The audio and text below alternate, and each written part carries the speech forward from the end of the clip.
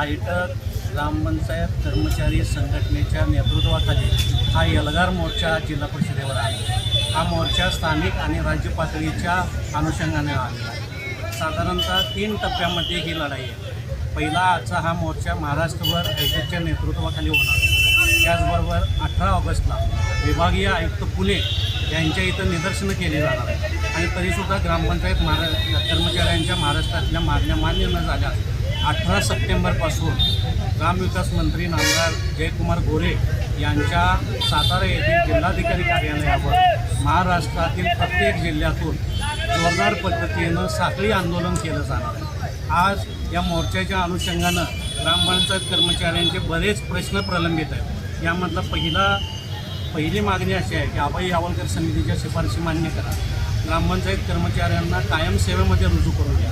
नुकतीच ग्रामपंचायत कर्मचाऱ्यांचं किमान वेतनाची मुदत संपलेली आहे, तरीसुद्धा शासनानं अद्याप ग्रामपंचायत कर्मचाऱ्यांना किमान वेतन चालू केलेलं नाही। त्याचबरोबर सुधारित किमान वेतनाची अंमलबजावणी व्हावी। 35 महिन्याचं जे एरियर्स फरक आहे ते कर्मचाऱ्यांना तात्काळ अदा करावेत अशी मागणी आहे। त्याचबरोबर सुधारित झालेला राहणीमान भत्ता असेल, त्याचबरोबर ग्रामपंचायत कर्मचाऱ्यांचे स्थानिक प्रश्न असतील, या बाबतीतही हा